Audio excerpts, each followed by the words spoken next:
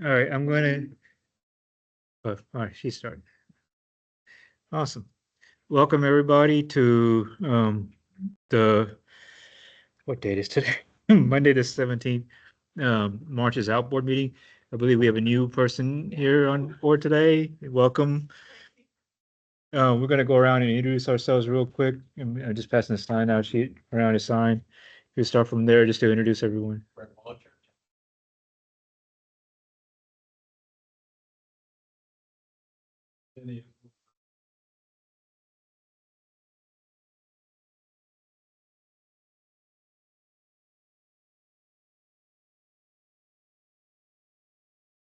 Michael Hughes at large. All right, I'm Jamie Crandall, I think. Emily Ange, Orange County Transportation. and online we have Darlene. Chloe is our youth delegate. She's from Cedar Ridge High School. We have one youth delegate on, and I don't know why she's on twice, but yeah, okay. And let me stop share my screen so y'all can see it on the projector. Our outboard packet. I'm sorry I don't have the February minutes with us. I'm still reviewing them. We're still going through that process, so I'll bring them back to you again at the next meeting. I'm sorry for taking over the meeting. I know you have a No, go at 7:30, so that's- we have two big important long items, and I'm just trying to Doing it. Thank you very much. cover it. Any additions to the agenda? I have great. Regular report agenda. Off to you. Yeah, well, Gene just joined us, so Gene has also joined us. We got another one. We have two items. We have nobody from the public here commenting. We'll work on better on getting this news out to the public, getting people to attend some of these meetings. So we've been doing a lot with the bicycle ped plan, getting people word out there. So we'll be able to find ways to better improve getting people to come to these meetings. We have two important items on the agenda, and the first item is, let me stop sharing so I can put up my project presentation.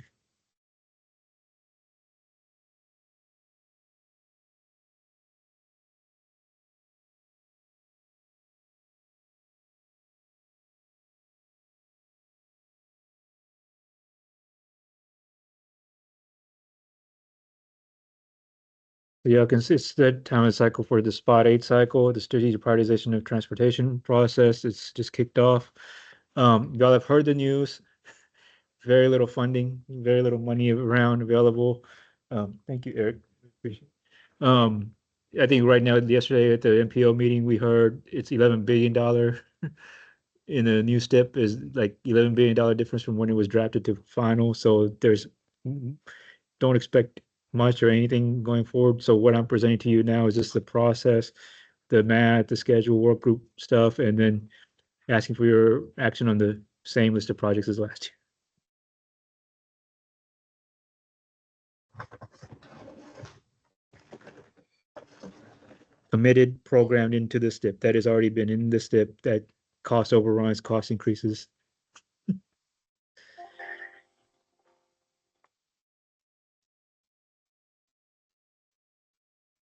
And give you a quick brief summary of the process, go over the local priorities that we're going to hopefully try to pursue again in this cycle, and then ask for your action.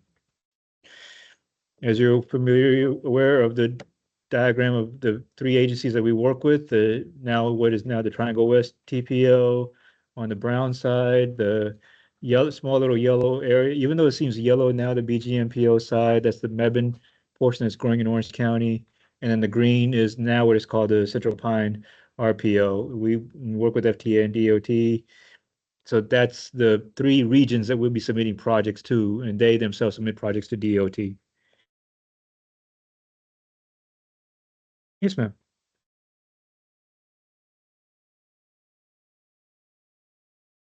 Yes. They cross jurisdiction agency area lines. And I'll explain a little bit more about the difference in the two processes, the NPOs and RPOs processes, as to why we're able to get some projects in. This spot process is embedded into state law, North Carolina General Statute 136, that says where projects can be submitted, where they had to be in documented plans, like the comprehensive transportation plan, metropolitan transportation plan, and then we get into the spot process. and the state drafts this STIP and determining who gets what funding, and it's for all modes of transportation. For Orange County, we're Division 7, the small little circle of 7, that's Division 7, and this is in state law as well.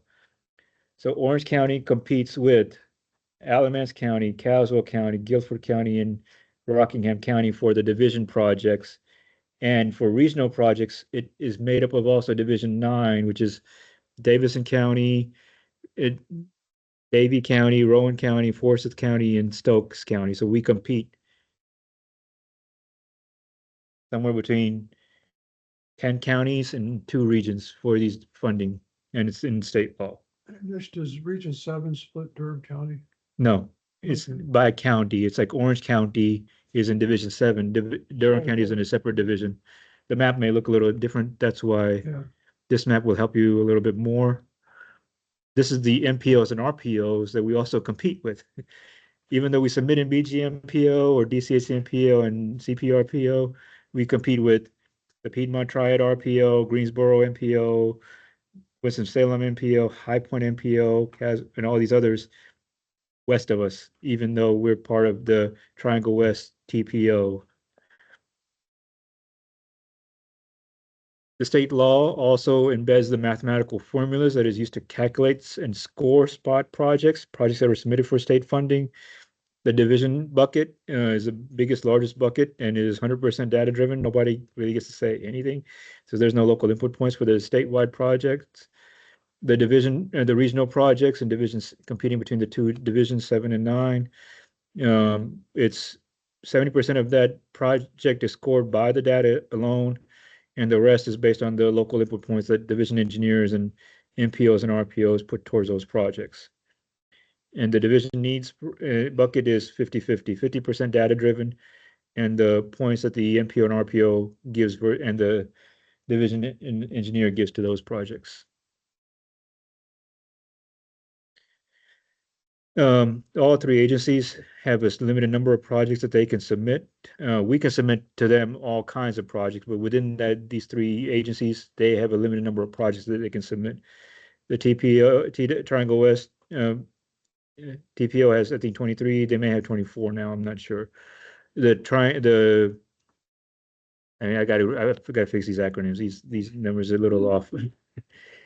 The CPRPO, it used to be 22, now it's 18. So I got it, like I said, that's a fix. I got it because they had a separate MPO created. Sand Hills MPO came out of the Central Pine RPO, so they lost some projects because of the newly created MPO that has their own projects.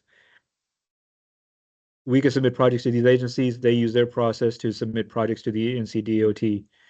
The Central Pine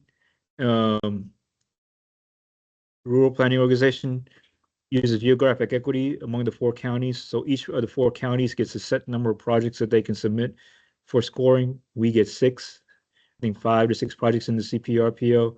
So it's easier for us to submit projects through them than it is the MPOs.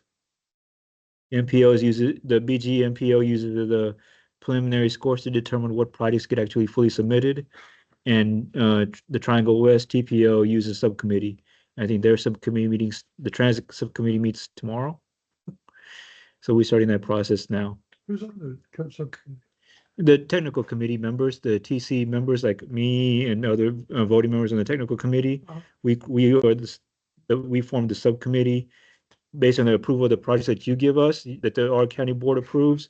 We take those projects and compete within that subcommittee to get projects submitted because they have a set number of projects. If we submit 20 projects to them, well, we're having to negotiate with Chapel Hill, Carrboro, Hillsborough, and Durham County to set the number of projects that MPO can submit. So is there like 6 members on the subcommittee? It depends who attends and participates in the meetings. Uh-huh. We usually, every member jurisdiction competes and participates in that process. And they Nish, go through a public process. I'm sorry, this is Sherry. Where are we? I know I've seen this before, this whole funnel thing. Where are we in this funnel? Is there we're not in any of the MPOs, right? We're We're yeah. listed. We Where are are right now. I need to answer your question. when you, in front of you is a list of projects that we're getting our board to approve. Once you recommend approval from that list, I will take that list for the board, county commissioner approved list, and put it into all three of these, the CPRPO, Triangle West TPO, and BGMPO, to see how many of those projects we actually get submitted through their process and scored by DOT. So we're in all three. Okay, thank you.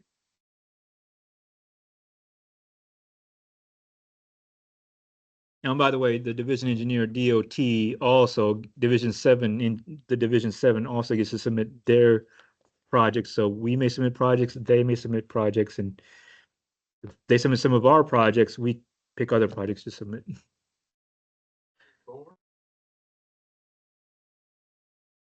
No, they're just a list. Some of them are in more than one, Yeah, because they cross jurisdictional line. but it's only listed once. Right? Yes. We can only submit one, we can only, oh, they're listed on both, they're listed on both sheets, but we can only submit as one. If we submit in put it this way, if the Triangle CPRPO submits a project, I will not be asking Triangle West to submit that project. It's already being submitted for scoring by one agency.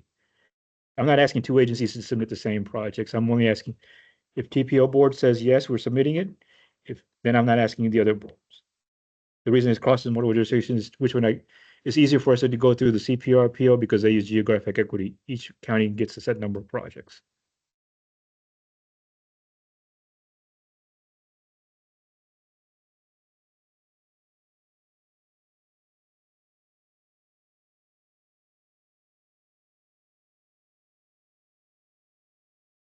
And I will show you that this is the draft schedule. This is the current schedule that's been published by the work group as to what's going to go on.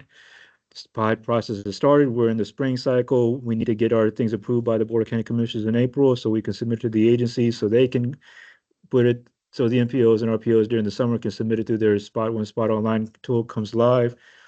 DOT is the only agency that does the scoring. MPOs don't score, RPOs don't score. It's the state agency that scores these projects because of their math and stuff.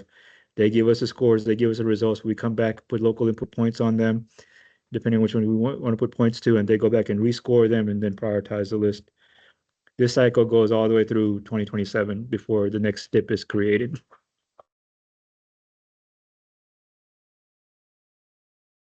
Also embedded in the state law is the funding and the three categories, the cost and what projects are eligible, go through in funding. Complete streets, those that are familiar with complete street process, it only affects highway projects. If we submit a bike lane or sidewalk or anything like that, state law kicks in and complete street does not apply, only on highway projects. That's why I do my best to pursue highway projects so that they can apply the complete streets and we can get that other non-highway accommodation through that process. Otherwise, we had to go through independent bike ped projects and they only are done through local funds and federal funds. Right now, we don't know what's going on with the federal agency, so I'm not recommending any bike ped projects, not knowing if there's ever going to be any federal funding for those projects. I guess to understand the rationale behind that, are we at the stage where we don't want to look at how they would score? We do that. I mean, there's a couple in here that we do. There's like Orange Grove Road area. There's a sidewalk on near schools. That there are some. There's two on there that's on the list that we're trying to do, see how they score. But these are the same parties that's been done over and over. So hopefully we'll see if they score better. But we'll try. If there's others that we can work on coordinating with other agencies, we would do our best. I mean, transit is still available. And I'll go through some of the math that I've seen in the recent work groups. The Spot A work groups is really some of the math and some of the formulas that goes to determine how some of the scoring is. Okay, I just didn't think we were at the stage where the MPOs and the RPOs were putting a limit on how many projects we could put forward. No, the MPOs and RPOs only are not. I'm just trying to say it here in Orange County, because bike ped projects require federal funding to do for Orange County stuff. There's only two on the list that are bike ped related versus others are not. I mean, MPOs and RPOs are still, I mean, whatever the limits that they have is within the entire member jurisdiction within that stuff. And Then the same number of highway projects, the same number of bike ped projects. Orange County doesn't have any bike ped, other than two that's on this list. Statewide highway projects, as you may be familiar, are done by mobility and modernization. Spot 6 changed highway scoring and created two different ways of doing the math. Mobility projects, like you see here, these are the criterias and the mathematic formulas, mathematical percentages associated with those projects and how they're scored for both quantitative and local input points. And then there's a separate list for modernization. And modernization is more about bringing roads to current standards, while mobility is more to do with operations and widenings and capacity.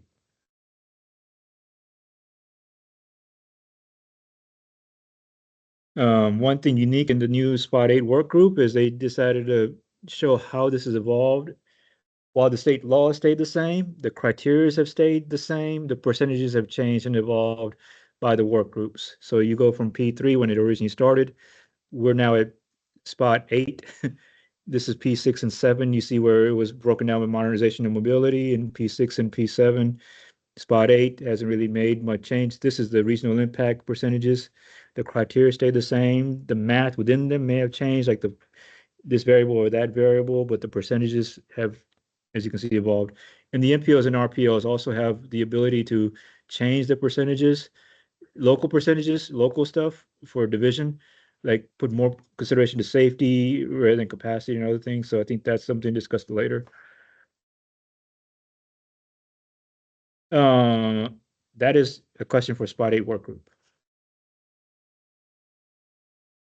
I will ask them. I'll raise the question to them why they said more than mobility is blank. When there's a question raised in the room, could you repeat it, please? Because we can't Yes. hear it. Oh, I'm sorry. Heidi asked on the table that you see in front of you, the multimodal criteria for modernization is left blank. I will ask the Spot 8 work group and see if they can provide some clarification on why that is done.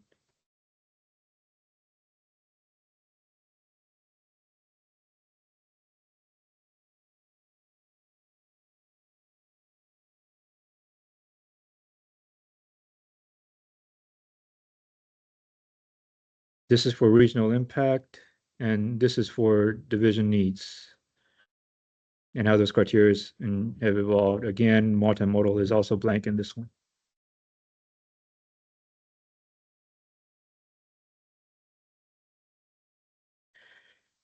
Transit, these are the scoring criterias and some of the math as presented by the Spot 8 work group. I think they made a technical error on their presentation. This says P7. I got it from their Spot 8 work group, but for some reason they still have it as P7.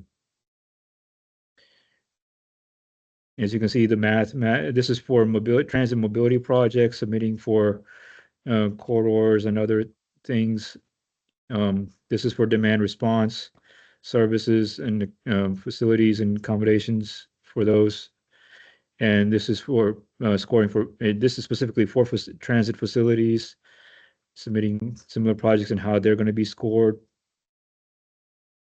Bike ped, again, Spot 8 work group presented this information in one of their slides. This is not a P, it says P6 on their presentation slide for some reason, but this is only 4 criteria now, and then some of the math and formulas evolved in that scoring process. Again, bike ped projects are restricted to the division needs bucket.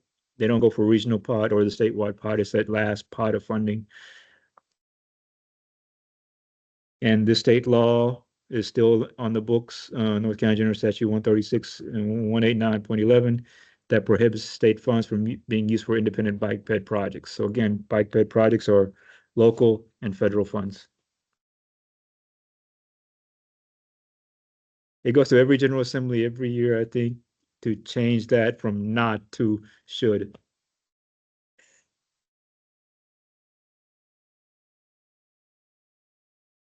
Again, in your list, because of the uncertainty going into this new cycle, I have gone through the list of the previous approved resolution and the projects. I, based on my just the initial cursory review and what's anticipated, is not really making any changes. The CPRPO, the rural area, the green area uses geographic equity, so we will likely get 6 of these submitted for scoring. Most likely would be the mobility and modernization, seeing how best we can do. Hopefully, the high scoring ones will be the ones that are actually submitted. We'll see if I get preliminary scores going forward, but the requested action before you is to keep the same list going forward to see how many we can actually get submitted and scored. Yeah, but the 54, I did change it. The description if you read the description, I've limited just to the RPO area. So that is something we can negotiate with DOT. So if the DOT submits it, we get another spot to submit another project. So this would stop at Davis and Crossroads. Dotson Crossroad, going all the way to Burlington. And If mobility, DOT, what does CS mean, mobility with complete C? streets. Complete streets. Oh. Mobility projects, complete street only applies to highway projects, so the CS is complete streets. So I have a letter from DOT saying, yes, if NC 54 is ever done, that bike ped accommodations would be part of the project, and they would provide those facilities. So it's just from Dotson Crossroads going all the way out to Burlington.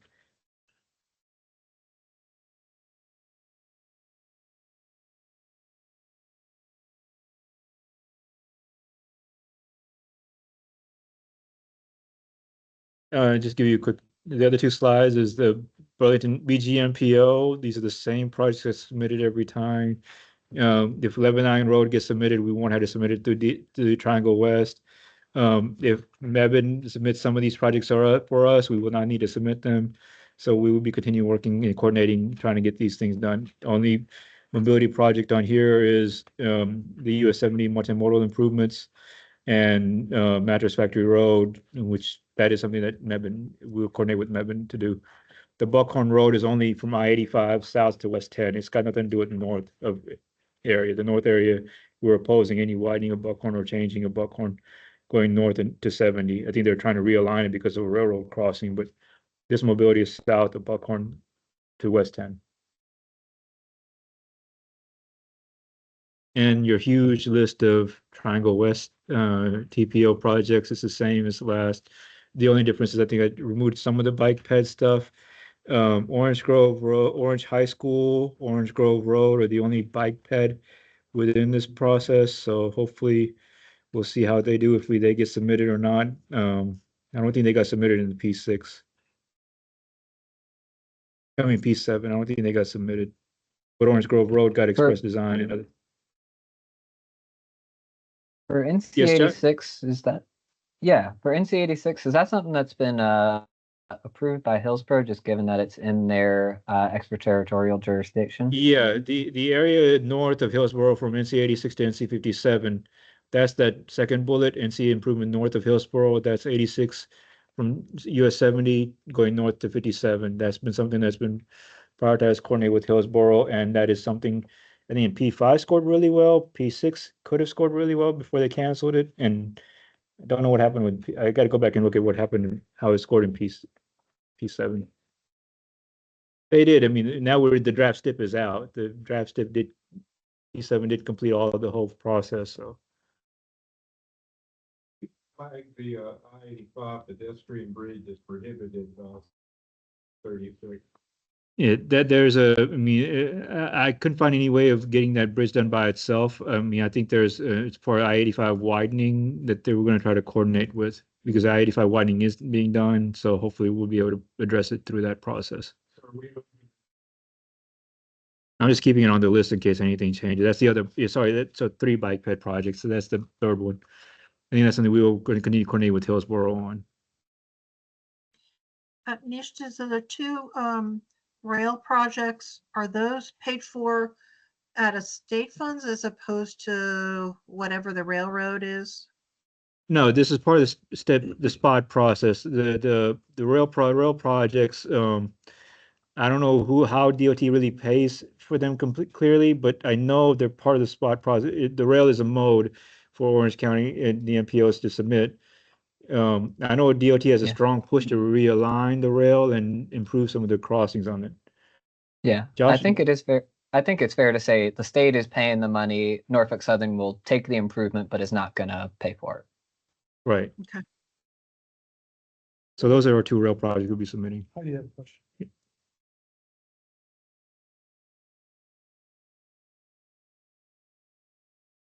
Sorry, one other question about the Dairyland Road improvement. Oh, sorry, There's- Sherry. Heidi was asking a question. Oh, I'm sorry.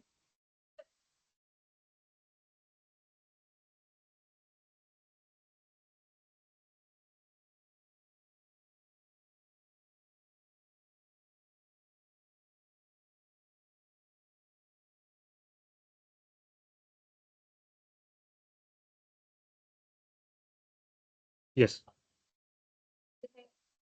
Love to know, were they all at one place? Because like if they're spread out widely, that's one thing, but if they're concentrated like at two intersections, it seems to me like a better solution would be to fix the intersection. For which one? For the NC 86 improvement, number 7 on the CPRPO. Give me 1 second. Let me find that specific one. That's the one that widens it all the way out to our county line, right? That's the north. That's the bigger widening one. That's the one that crosses the RPO area. Yeah, that is a spread of where those 9 accidents are. I can get you a better map. I need to go back and redo the safety analysis as well because we got new data. DOT publishes the data every 4 years, so I got to redo that analysis.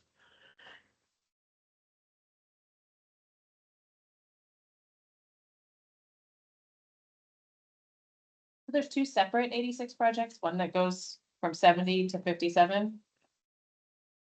I've seen that, Yes, and then the one that goes from 57 north. both the projects are really saying the same thing, widen with multimodal, but it's one is longer than the other.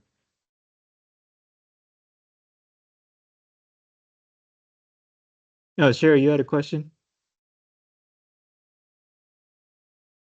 Hello? No, my question was about the Dairyland Road only because there is there's a big, there's a project now being reviewed.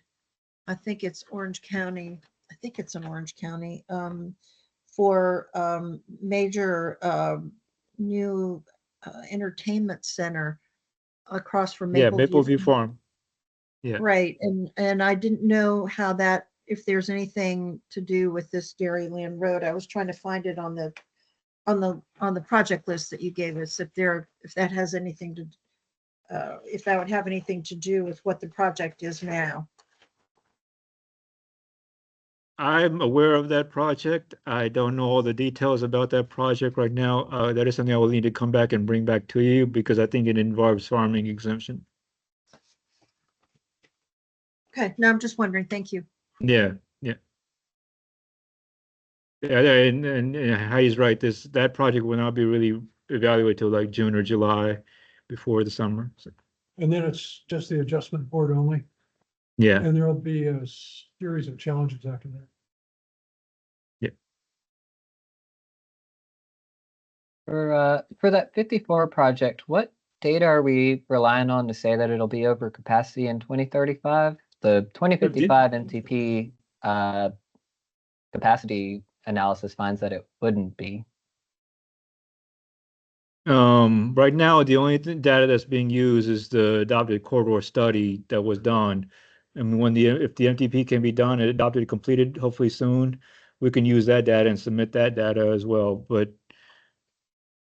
right now, the only Okay, thing being I used mean, is, I think we have volume over capacity from the 2055 MTP, which suggests that it wouldn't, and it's the most recent updated version of the regional model that we've got. okay. I put that link in the chat. It looks like it sits at a volume of capacity around 0.52. So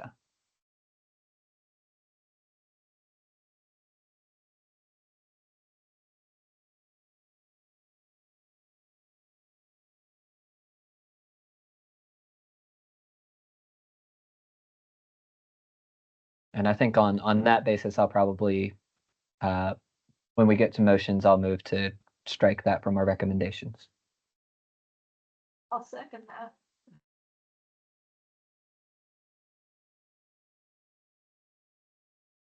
Also looking at 86, and it doesn't say that any models have shown that it's going to exceed the capacity. It just says it will eventually exceed capacity. That's another good one. The regional model identifies an AADT of roughly 5,000 on 86 north of Hillsborough. Once you get significantly north of 70, I think it gets a little bit closer to 10,000 once you get closer to 70. What's the capacity? No? I think it's significantly more. For context, Estes carries about 18,000 with 2 lanes. 54 carries about 14,000 nowadays. Thanks. Is this one primarily safety motivated, the 86 one? Or have they done a bunch of traffic studies saying we need more?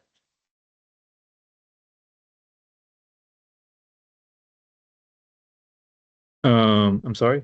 Is the 86 widening, is that motivated primarily by safety? Or is it, because it's looking like there's not a, It's not a capacity it's not a issue. capacity issue, so it's mostly safety. Yep. So is widening the road the best way to address safety? Nope. I mean.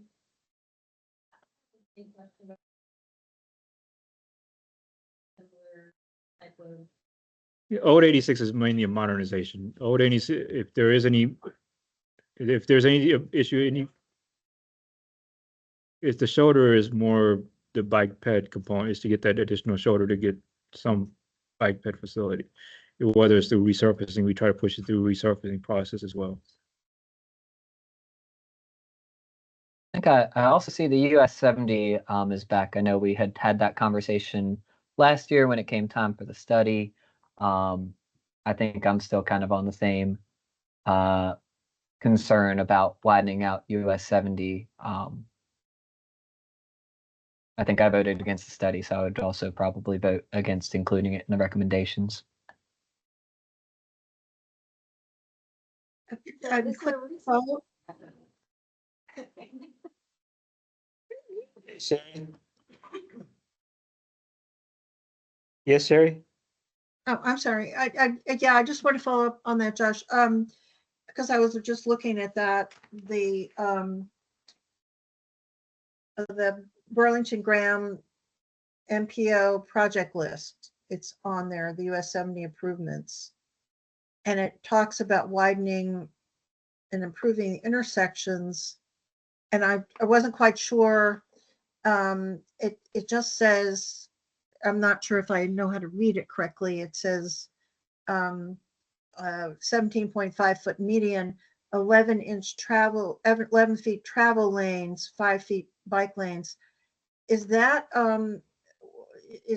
going to mean one travel lane in each direction, or is that the thing was talked about before, which would be 2 travel lanes in each direction? I think when it says wide, that means have a lane, doesn't it? For the BGMPO side, when the US 70 Porter City was finished and approved, the Mebane, when it was presented to Mebane, Buckhorn Road going west was not going to be widened. This corridor study said to keep it as is with multimodal accommodations. And whatever is going to go east of Buckhorn Road, US 70, would be part of that continued evaluation study, as well as it did recommend widening in the study, but depending on the development that occurred, to be on the town to determine. So the area from Buckhorn Road going to the BGMPO side was not being widened on US 70. So it'd be those intersection improvements and multimodal accommodations per the study. Wide does not mean- I need to change that description going forward in the next cycle, that Buckhorn Road area going west is not being widened. Okay. Sorry, didn't get a chance to update that. I guess with that in mind, is there a reason that would go through BGMPO and not Triangle West, given that the majority of the widening would be in Triangle West? That's, do you want to, so I guess that would be more of the question. Do you want to keep the US 70 on BGMPO as per the study that didn't recommend widening, but included multimodal, and just And what do you want to do on the TPRPO side? Keep it as the widening with the, or no, or I defer I to think y'all the- in deciding what to go Okay. forward.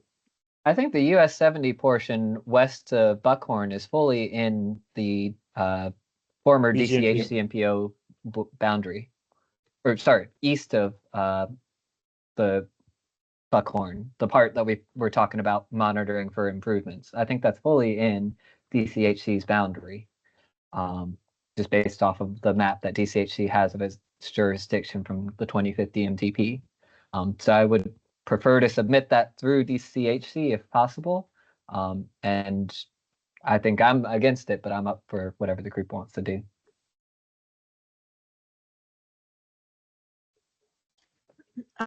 Now I'm confused. I'm sorry. And it's because we had this long conversation about the 70 upgrade. So yes, the BGMPO route US 70 improvements are from Buckhorn west. Well, they're not improvements. I'm sorry. You said Mebane was not wanting to improve US 70 They want to from, improve enough of it to include multimodal and not widening the road Right, into okay. downtown. Okay, so on the chart that I'm looking at for the TWTPO, project number 1 is the US 70 improvements. And that would be from Durham County west to the Buckhorn Road. Right. And Yeah. and what I'm trying to get at is that it says widening, but it doesn't say widening to what? So I'm trying to get an understanding of, does that mean Section- widening? Yeah, the section 4G is the DOT cross section that I use. The 4G is 4-lane divided. Okay, thank you. Buckhorn Road East, from Buckhorn Road East into into Durham County. The east portion is, the west of Buckhorn Road is not. Got it. The description on number 1. Right, so number Well, 1 okay, says it's wide. basically, sorry, That's unnecessary. There's like no I mean, most of that road has hardly any traffic on it, and the problems are mostly like Lawrence Road doesn't have any turn lanes on it. So that intersection gets really backed up, which isn't 70's fault exactly. I mean, I would write this and just say intersection improvements. And I think that would solve a lot of the problems. I think that's what all of these that are wide. So I guess my question to you is, so let me make sure I understand. US 70, NC 86, would y'all rather be focused on the intersections themselves and not really talk about the widening going forward? Not needed.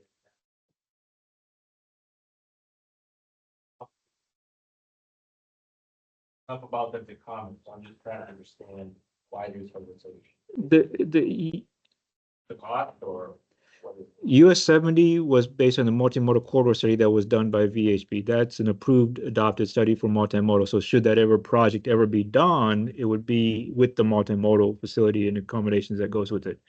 The study says from Buckhorn Road West is not being wide, Buckhorn Road East is being wide with multimodal. So it's the study and the data that went with that study that supports the need for widening that corridor. Hillsborough approved it with that widening understanding.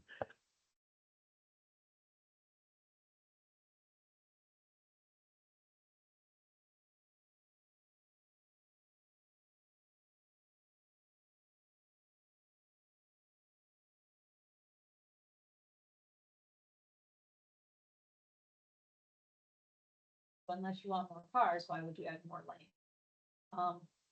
The other thing is that although it's called the Complete Streets Project, I guess I'm just not completely believing that that wouldn't be pulled out at the end of one basic permit. So one concern I guess I would have is, whether we like it or not, this road happening, all the developments that are coming up around us. And you're gonna have emissions with cars backing up the traffic too, so it's sort of like.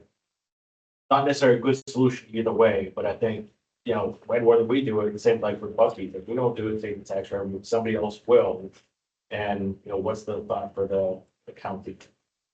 I would just like to, this wouldn't even be something that would end up happening until these paralleled, well, I hope not parallel, but or after the I-85 work, which a lot of people may travel on 70 just to reduce some of the congestion that's happening on 85. So to me, it just seems deal with one, like focus on one aspect and not try to resolve both when one might actually resolve the other. So the traffic that's on 70 may be going back to 85, and when 85 is over capacity, then it may go back to 7. I mean, that's a future uncertainty. Unless I'm all retired by then. Yeah. I Yeah. I guess one thing I would definitely urge is that if we do submit the 70 study, that we break it into pieces. I think submitting the whole corridor is not going to get it funded, but if we break it down into pieces where we do want to see improvements, I think that'd be warranted. I also think US 70 may be a good modernization project. A 60-foot right-of-way with turn lanes may solve some of the congestion issues that come from people turning on and off 70. And I think that was mentioned when we reviewed the 70 corridor. You want me to read the various Rather than segments? full Yeah. widening, we addressed The intersections various segments that we and was turn broken up. lanes. Yeah. There's Yeah, also I- really, I Go ahead. agree. I agree. I was gonna say, there's a really big difference between the area of 70 between the connector and like Durham versus west of the connector. Like if you, I mean, you drive through Effland, there's not a need for more lanes there. There's not ever. I mean, I drive through there a lot. There's never any traffic. So I think I would narrow it, instead of going from Buckhorn all the way, I would say between like the connector and Durham that's where more cars are. And it has to do with 86 too, right? There's a ton of cars come on 70 from 86 and they choose not to go the connector to get on 85 because 85 is so bad, and then they drive through Hillsborough. That's what the traffic study Yeah. shows. 85 is finished, that could change. Once 85 is finished, That- the traffic would come if off you of 70 go and stay on connector, 85. Go on 85. Yeah. I'll And it- also highlight that I think based on the numbers on that map in front of us, it looks like where bypass and business meet to the east going through Eno River State Park is where there's the most traffic. Through Hillsborough, it seems to be under that general 20,000 cars a day capacity. Business seems to be under that 20,000 cars a day capacity, and pretty much anything east of where they merge seems to be under the area where we do start looking at widening.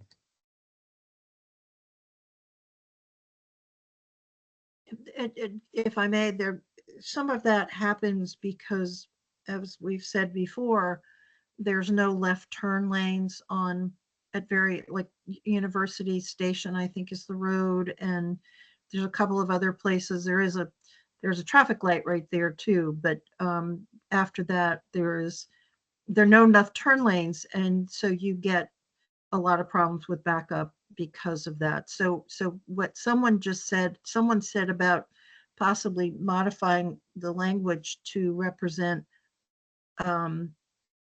enhanced intersections, and maybe it would be from Durham to 86. That might be it might be better in the short term, maybe not the long term, but that might be an answer in the short term to some of the congestion issues.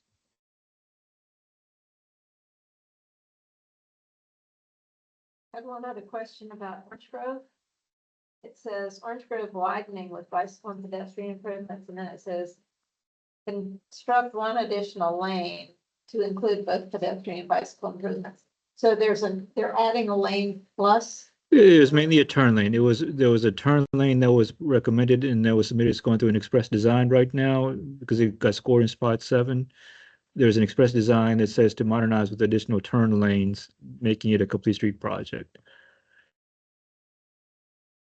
No, the median turn lane, the median, there's no median on Orange Grove Road. There's no turn lane. It'd be wide to include that one median. That turn lane would make it a complete street project because it would be that one additional lane to help push for that bike ped accommodations. And there's an express design that would, because it's got scored in spot 7, it was going through an express design. It gets a detailed cost. What would that median turn lane cost, and with the bike ped accommodations to go with it, like a sidewalk, individual line items to go with it. It'll be lumped sum together because it's a modernization project with the turn lane. It'll be the lump sum, but the sidewalk itself costs this much. I think a crack in a motion. The outboard recommend the DOCC approve the Orange County Transportation Priority for Spot 8, with the exception of item 8 in attachment 1, the NC 54 improvement. And for item 1 in both WTPO and DGMPO, we changed it to modernize and intersection improvements rather than widen. What about 86? I'm okay with adding 86 to the deletion as well. I'm happy enough to I delete think that. that Josh was saying that it also didn't meet the requirements for adding things. Okay, so about item 7 and 8 in attachment number 1. I'll second that. Can I ask a question that really relates to 86? I asked it earlier, but the real question is, so I know there's been a lot of fatalities on that stretch of road, just people drive off the road or whatever. Is there something that could be done to improve 86 besides just widening it? Administratively, we will be pursuing reducing speed. Speed reduction is probably one of the easiest thing that we learned in the spots US 70 corridor study is speed reduction. And I think it was also presented at the previous NCNPO conference, travel slower, reach faster. It's really problematic up around where Bernadette's children have their wine and started place. And along in that area, the Pope's Tire and all, that left turn has to go south to Hillsborough has almost no visibility of the northbound traffic. true. Yeah. Is there any indication of what the accident, what caused the accident? Or we don't have to. Each corridor is treated differently, and that's why we go through analyzing each corridor to get a full ground root analysis. US 70 had one analysis that said speeding had increased post-COVID. Speeding was a predominant cause of the crashes and accidents. There was a lot of other crashes and accidents on that road related to animal wildlife crossings and rear end collisions and stuff like that. So US 70 would be a big candidate for speed reduction as a short-term improvement versus see what happens later in the future. NC 54, when 54 corridor study was done, it was because of capacity issues and traffic volume issues and regional thing issue when VHB did that a few years ago. NC 86 hasn't been thoroughly studied. I don't recall a corridor study done of any part of 86 north of Hillsborough or between Hillsborough and Chapel Hill, a corridor study being done for that. When I got it recommended as a county priority, it's so that I would eventually be able to pursue a study of it. That's why I'm hoping y'all would keep 86 on the list so that I can actually pursue a study of that corridor. Would we need it on the This- STIP list to pursue a study?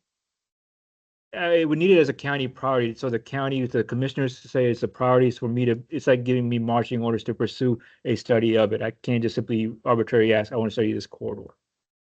I mean, I would be supportive of applying for a study from the MPO or the RPO, but I don't know about applying for STIP money without a study.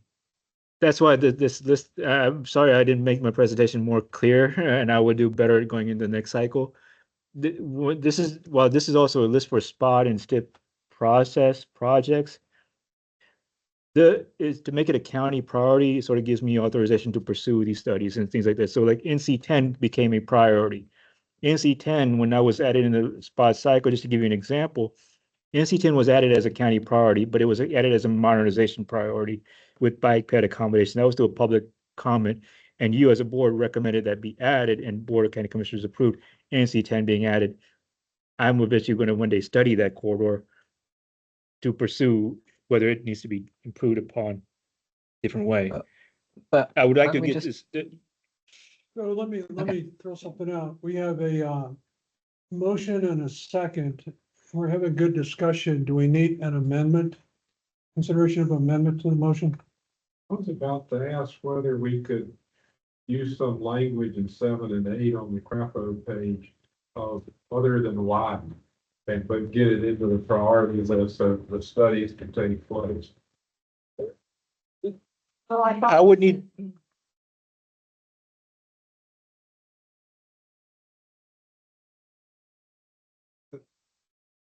7. 70 heated modernization with intersection improvements. There's some alternate language in widen. The study itself would determine what I would pursue for a spot project. The study itself would later determine what would actually go for a spot project. Adding it as a priority is simply saying the recommendation for widening 86 is because what it was in the CTP already. The CTP said to widen it. I guess For Northern this item Hillsborough. was framed. This item was framed as just what we want to submit for spot 8. I didn't realize that we were selecting county priorities that wouldn't be submitted to spot 8. If you want to remove it now, I can come back later and talk about trying to pursue 86 corridor studies separately and see how that works out. Is it really just saying to get the study? So this more, if I were to understand, it's more of a draft. It's not saying we're recommending per se widening or.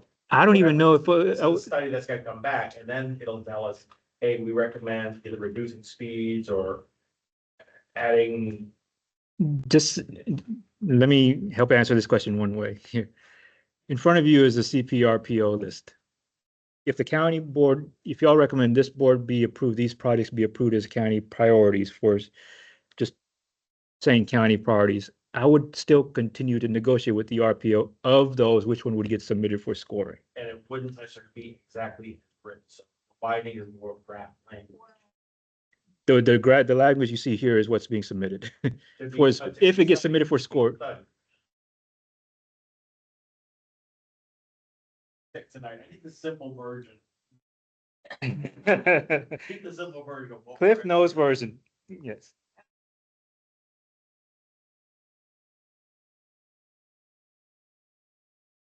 I'm sorry, I can't hear the conversation in the room, but I'm very confused. What I'm seeing on the screen is the proposals that are on attachment 1. Then we talked about several things on attachment 2, which is the TWTPO list, such as we were talking about item 1, which was the US 70 improvements, and there were some other things. I'm just confused about where we are, and I Let me couldn't hear clarify.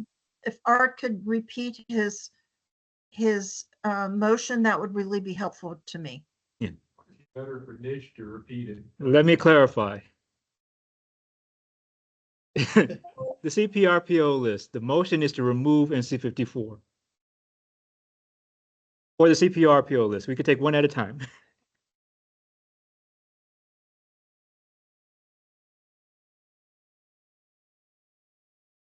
I'm just breaking it down. So if you want to take one regional list at a time, you do one regional list at a time. The regional list for the CPRPO for action is to remove NC 54. NC 86 is to stay on the list so that I can pursue a study for it in the future. Okay. Or remove 86 and remove 54. I guess my concern is that this list is that you're authorized to submit to spot. And I don't think we want 86 submit to spot. I think we want it studied. Okay. They widen it and you study it. and The study says not to widen it. You're gonna come up with a better solution. We could also say modernize. and So it seems sort of, intersection. it's sort of like not improve, we're not saying make it better, go study and recommend how to make it better. We're saying do this and then you may or may not agree that it's the best way to Let me clarify, let me, not get confused. That's All right. kind of the same to what I'm feeling to say. I agree 100%. It's like, are we just recommending these are the priorities and what the answer is, it's gonna come back after the study. let me clarify, let me simplify this whole thing. Here's my recommendation for a motion. Sherry, can you hear me? Yes, Okay. My recommendation for a motion to help simplify this whole thing, the CPO RPO list, recommend approval with the removal of 86 and 54. BGMPO, again, removal of US 70. Modernize, US 70 modernized with intersection improvements. And the Triangle West, US 70 modernize with intersection improvements, remove 86. And is there 54 on here? No, 54 is not on here.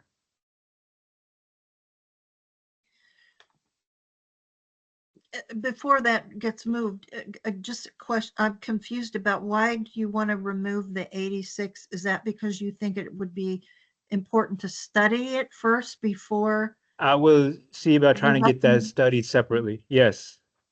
I Okay, will try to thank work you. on seeing if we could get a study of 86 separately. And you can't put into this project list, instead of widen NC 86, you can't put in study the widening because that goes in a different funding It's a bucket? yeah, it's a different fund. Yes, it's a totally different funding. Okay, thank you.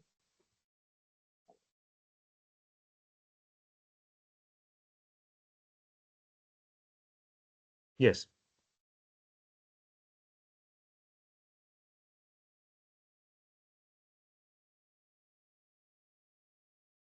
We're not picking what go to spots. That is negotiation at the MPO and RPO and whether they get it submitted or not.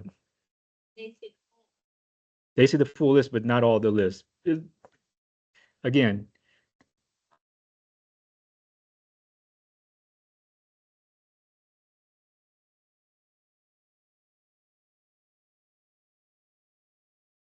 the whole you recommended the whole list and which ones to remove and keep. The MPO are the only ones that submit projects for scoring. The MPO has a set limit number of projects that they can submit to the MPOs and RPOs. Yeah.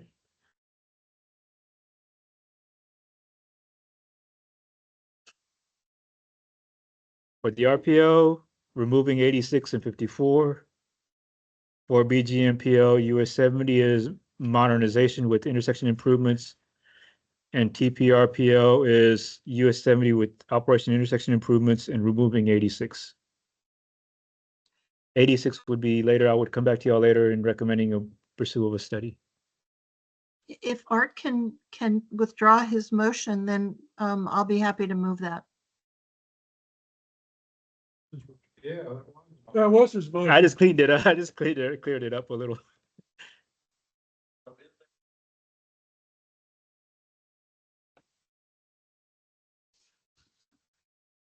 At this, they're gonna go back and regardless of what this says, they're gonna go off and do a study. I don't know which ones are actually going to get submitted for scoring. There's too many of them here for them to actually submit all of them.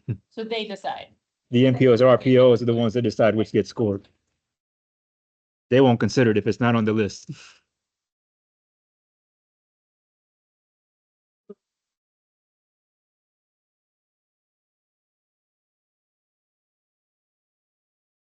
Different. State the motion, see if I got it right. That, we recommend the DOCC approve the Orange County transportation priorities for spot 8 in attachments 1, 2, and 3, with the exception that NC 86 improvement will be removed from both attachments.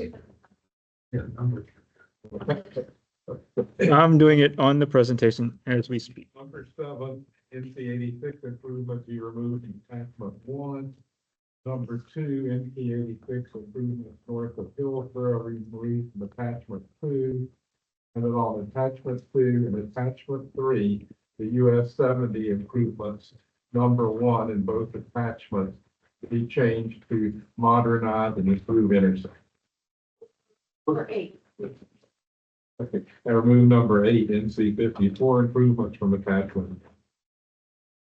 Is that your second? That's my bet. Are there any amendments? Sherry out there? Everybody good? Yes, you need a second? I can second, sure. Well, it's already been seconded. Oh, sorry. Any more discussion? All in favor, say aye. Aye. Aye. Awesome. Thank you so much. All opposed? Hearing none.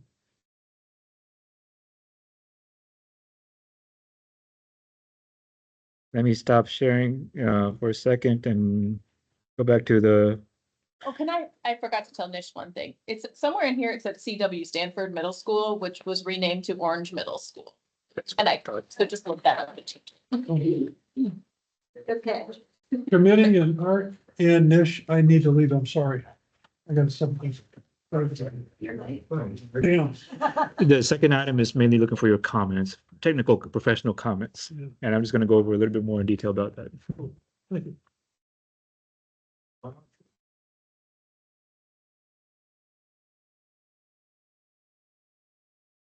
As promised, I am continuing to work on improving our development review process and development things and trying to get more multimodal, address multi-mobility.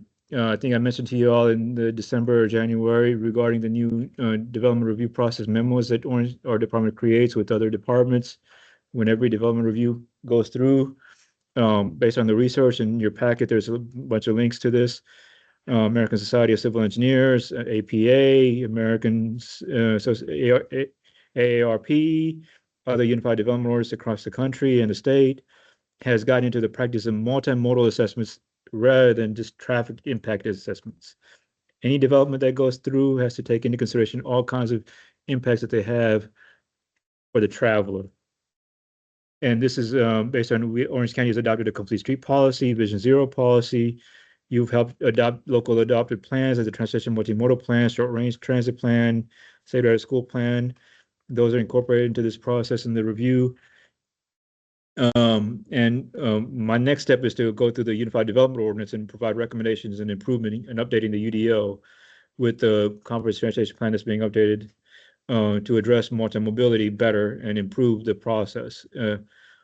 I had a meeting with DOT district engineers and Wright Archer and Chuck Edwards. One of the best mechanisms that they already have in place is the encroachment agreements. These encroachment agreements are something that can be incorporated into the UDO. It already is. I just got to find a way to better strengthen and improve that process to addressing encroachment agreements. These agreements are done in multiple ways, whether they're developer and DOT, where the developer works to get its agreement with DOT to build that facility on the DOT's right-of-way, or three-party agreements where the county and jurisdictions are involved, whether it's a town maintaining a town road or a county offering to take over maintenance of a facility that's built by the developer and approved by DOT permitting. This encroachment agreement would be something that will be incorporated in the UDO. I'll bring that back to you later in a couple of months to see what UDO updates can be done to improve in coordination with the planning department. But right now, I would really appreciate your help in the new updated version of the technical memo that we as department are going to be doing going forward, and hopefully extracting a fee from the developer to provide this customer service, improved customer service. And what staff, Orange County staff was responsible for these memos. Right now, our memos are 1-2 pagers that are really simply saying, here's a plan, here's the stuff, here's a request. I'm trying to make sure that is more technical, more detailed. This is something any graduate student, intern can do. Any basic person who would field can be out in the field, look at it and do some data research, data analysis, GIS mapping based on data and requirements of multi-mobility based on the impact of the development that that person is going to create, whether it's a subdivision, a commercial development. These are simple things that can be researched by being out in the field, taking pictures, looking at aerial photos, asking around, doing utility research, doing some demographic census research, demographic research, adopted plans and data, other policies and UDOs, and providing some sort of assessment of that multi-mobility impact of that development. Using DOT data, GIS data, getting AADTs, traffic counts, crashes, functional classifications of roads, trip generations for that development or that impact, and saying what's going to be impact on that right of way, looking at adopted plans, programs, policies, and seeing what are related to that development and that impact of that area, like that farm that's being Mapleview Farm or Fiddlehead or Lawrence Road, other developments that y'all have seen and hear on the news, or a simple subdivision, a 40 lot, 10 lot subdivision, and the impact that would have on that network. The main focus now that the transition multimodal plan is adopted, it has prioritization, it has data, it is data that we can review, assess, update, and show based on your developer making this development. Here's the impact you will have. Here's the data that goes with it. Here's the service. Here's the analysis. And from that analysis, here's the performance of it. Here's the data measures, tracking of it, and the prioritization of it. Here's some complete streets and Vision Zero practices and the data that goes with those things, goals and objectives, and creating a full comprehensive report that says from there, here's the jobs and the impact you would have on the economy. Here's the impact you would have on the residential area. Here's some impacts you would have on the mode splits within that development in that area. The goal is to get that developer, give them a quality analysis of that traffic multimodal impact assessment of that development review, development process, and say from that, here's the assessment. We need you to make these improvements for multi-mobility based on all this data and this analysis. Address the bike part, the transit part, the highway part. Here's these things. These are the recommendations based on our UDO. Here's the encroachment agreements that we will be working with you with and creating this encroachment, working to get you through the DOT process and other things to say that. I base this research and this analysis and this stuff off of a variety of documents that you see in this list, and that is some of the best practices that are occurring across the country. And Charlotte has been doing this in creating a guidebook to do this process. I think other places in North Carolina are also doing this. I got to find more ground root stuff. What I still haven't done is, like y'all discussed earlier, what are some of the fees? I haven't gotten an analysis of that fee part yet. What is a good number?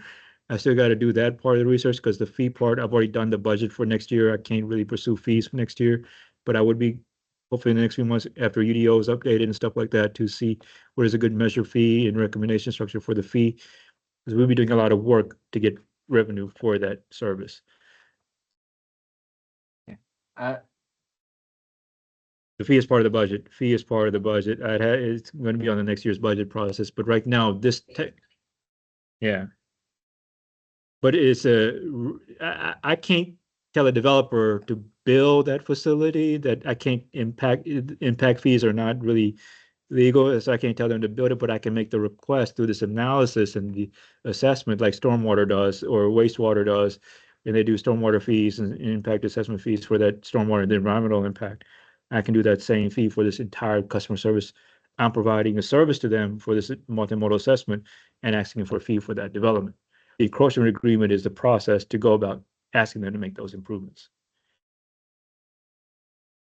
Right now, I'm asking the action right now is simply to take this with y'all, look at it, and provide recommendations.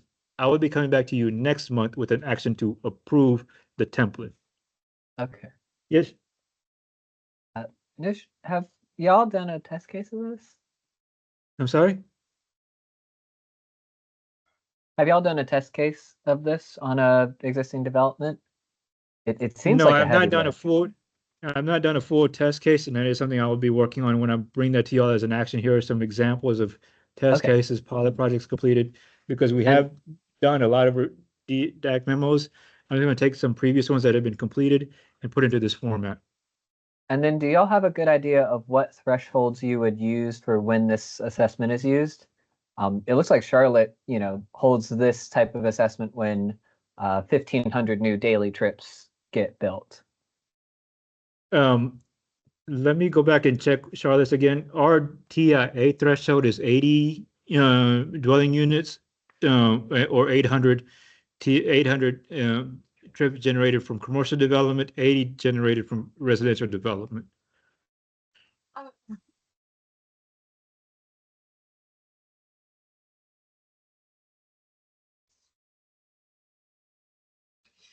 Is someone speaking? Comprehensive. That's where you get your price point, to figuring out how much it costs me. That's time to make a profit. Like those businessmen, maybe start hanging out with.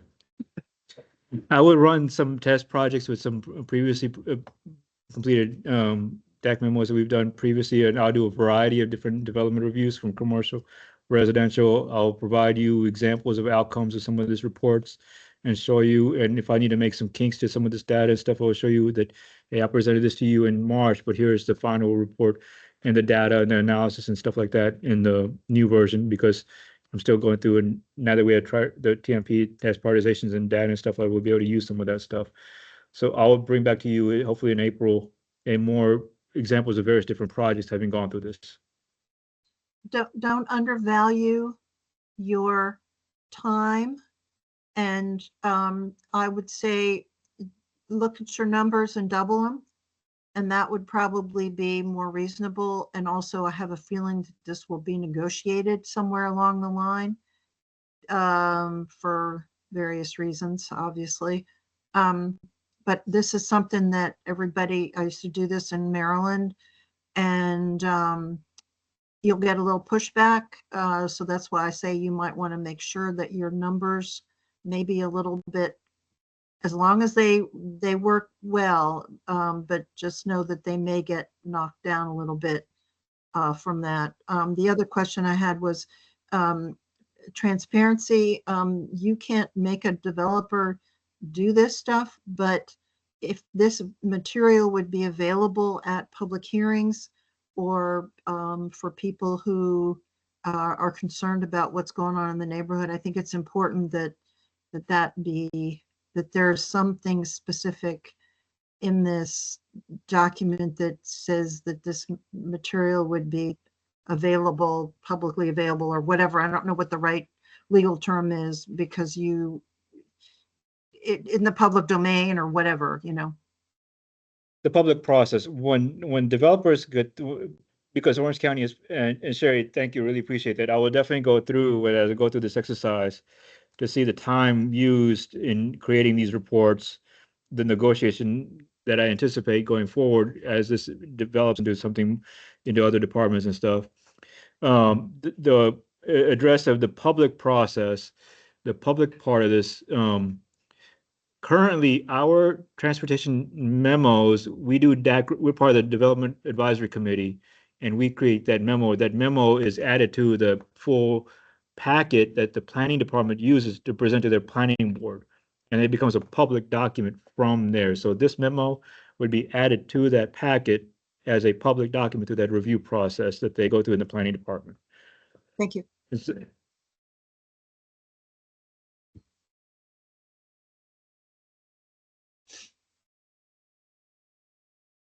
I fully support this. I would get that data. I will show you a whole data-driven process of here's how we did 2022, 2023, 2024, and here are examples of those that I've taken through this process. Here's my outcome of it. This is how much time I used in creating these reports. And what is the negotiated fee for that cost per hour for doing this report? Your questions or comments for Nish before we take this home to review until the next meeting? Any staff updates or reports, Nish? In front of you is the new MPO, NCDOT's newsletter that I get from BGMPO and CPRPO, and I think Julie is trying to also providing this at TPRPO. Also in your packet is the DOT project list and the cost increases, as you can see in red. Some of the projects that have been going on in these are all Division 7 projects for Orange County and Alamance County. Those that are currently underway and under development, who's doing what, how much they're costing. And I'm still reviewing the new draft STIP right now. I'm still trying to understand what's going on with 85 widening. Yes.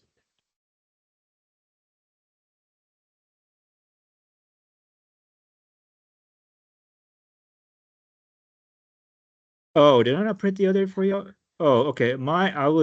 give you the hard, they're on the screen in front of you. I will get you hard copies. I don't know why these pages didn't print to include in your packet. Yeah, I'll get them to, I'll get these to you all updated. I'm sorry I didn't get printed and included in your packet, but they're published in the packet that's online. Just on the ones when they're the overrun, is that in red the original price or is that including? In updated price. Can we get like the delta of what the original one was? I mean, it's not a huge priority, but it would be nice to know if we're overrunning by how much. I've heard some crazy stuff like things are going up by twice of what they originally run. I don't know if that's what we're seeing here. Good question. Also, I don't know if anybody in this room besides me watches the TPO meetings, but they are on, they're recorded on is it YouTube. They put it, posted on YouTube. We're posting our meetings on YouTube too.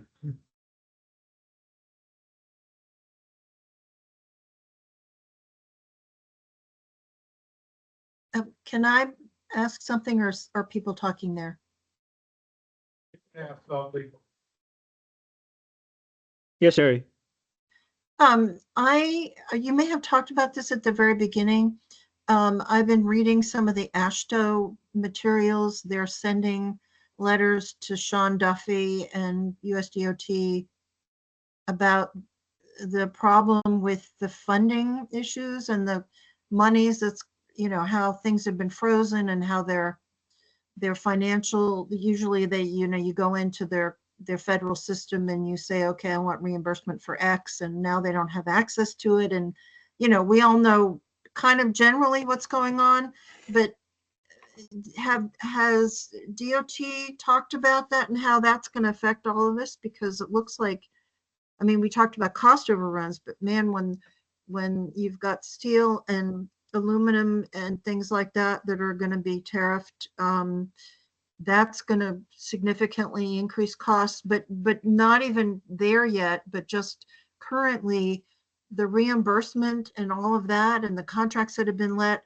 does anybody know what's happening, or is that just still like, who knows?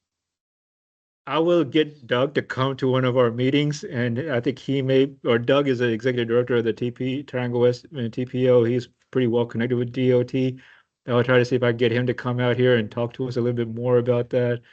From my understanding, I mean, even hearing the $11 billion number at the last MPO meeting, we've been told that very little. And Josh, I think you may be able to provide any information. There isn't money. And we don't know what the next authorization bill is going to look like. And we're not being told locally what's happening. All I've been told is pay attention to the DOT grant databases and program projects and committed projects. I think DOT right now is going through a public review process in the draft STIP, and they're open houses and stuff to say which projects are being shuffled around, is it rescheduled and things like that. So I don't think the final STIP is being adopted till June or July. And then we've already kicked off spot 8 by then. Well, but from the AASHTO releases and the letters to DOT, it's not even what's happening this year going forward. It's expenditures that are going on right now that are not being reimbursed, and contracts that are being frozen that have already been let and are in process. That's why I'm just, it's all a mystery, and I don't expect you to have an answer. It would be nice if there is some, if anybody has any certainty, which they may or may not have, it would be really great to have someone come in and brief us. That would be terrific, because it's obviously. Last week was the National League of American Bicyclists Summit, their national summit, and there is a bill on the floor that will take out all of the green money for bike ped infrastructure, for EV charging stations, for all of that.